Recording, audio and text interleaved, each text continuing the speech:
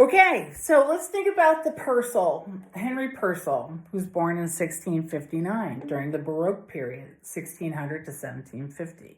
That's not important necessarily, but it is important if you want to know how to play the style correctly. Okay, so Henry Purcell is an English composer. However, he's writing in a French style.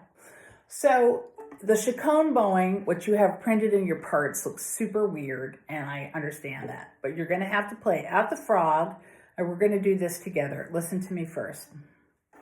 Okay?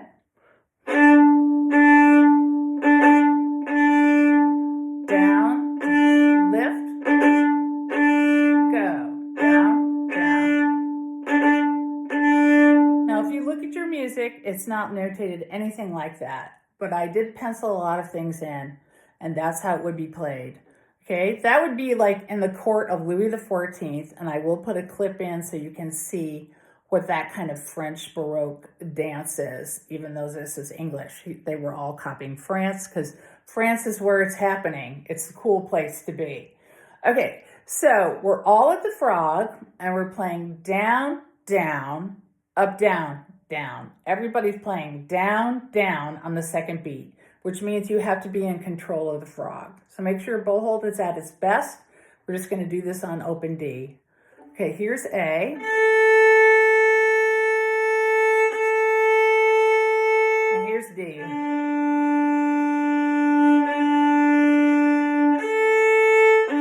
Okay, we're just going to worry about those two strings for right now. So when you see the dot, you lift your bow and recover. Down, lift, go, lift. So even though the music is notated differently, I penciled it in. Everybody would have known it at that time. It's kind of like jazz, when you swing things. This is called pointe. This is a kind of inégal, unequal, that is very accented. So it's pointe. That's the official title for it. So try not to get too turned off by me talking like that. But anyway, so it's down. And all of the court performers would have known that without seeing it written out with extra dots and extra 16th notes or 32nd notes written in. So that's what we're going to do. So we get to like letter A.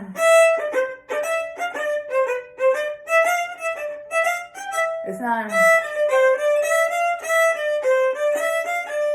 It's.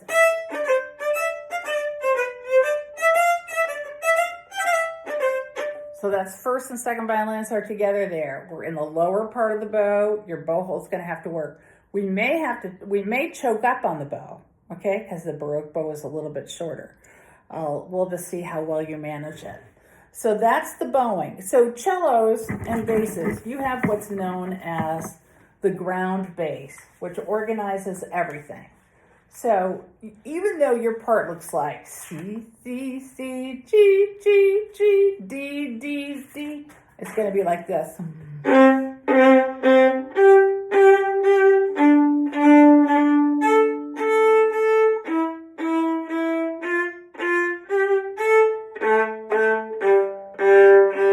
Okay, so the challenge is to play a long phrase, a long line while doing that kind of a bowing. Something happens for everybody on the second beat, and that is something either special harmonically or something special that happens with the bow. So if you know, for instance,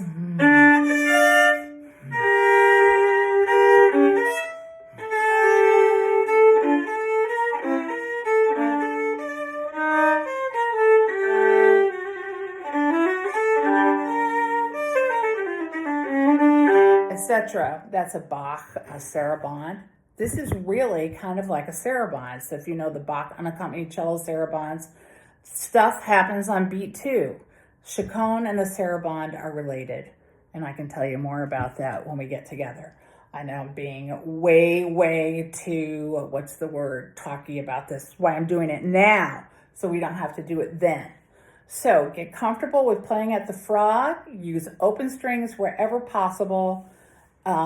It would have been played on gut strings, which are not resonant when you play in third position or use a fourth finger. So open strings, lower half of the bow. I've already talked too much. Good luck.